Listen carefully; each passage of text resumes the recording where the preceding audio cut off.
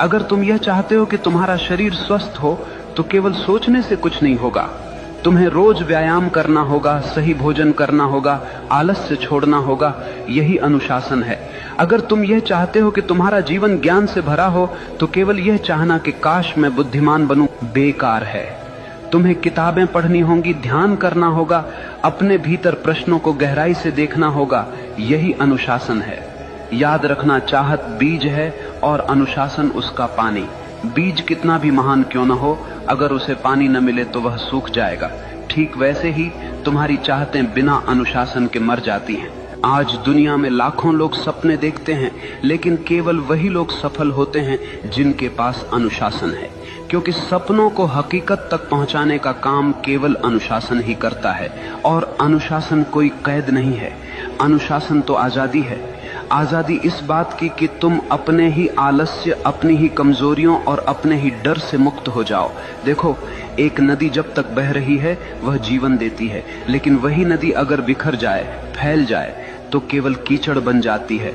अनुशासन नदी के किनारों जैसा है, जो तुम्हारी ऊर्जा को दिशा देता है, गहराई देता है और तुम्हें तुम्हारे मंजिल तक ले जाता है। इसलिए अगर तुम सच में वही बनना चाहते हो जो तुम चाहते हो तो केवल चाहने से कुछ नहीं होगा। तुम्हें अपने जीवन में अनुशासन की आग जलानी होगी।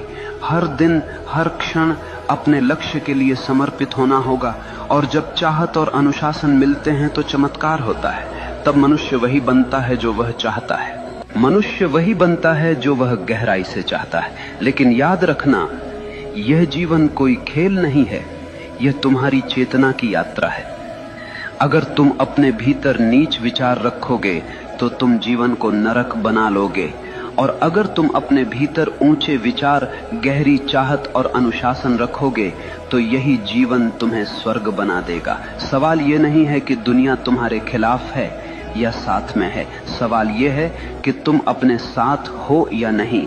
अगर तुम अपने विचारों, अपनी चाहतों और अपने अनुशासन के साथ खड़े हो तो दुनिया की कोई ताकत तुम्हें रोक नहीं सकती।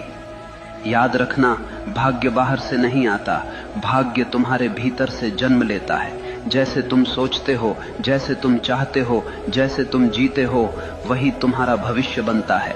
तो उठो, अपने डर को छोड़ो, अपने संदेह को जलाओ, अपनी चाहत को इतना गहरा बना लो कि वह तुम्हारी हर सांस में समा जाए, और फिर देखना पूरा ब्रह्मांड तुम्हारे रास्ते को साफ करने लगेगा।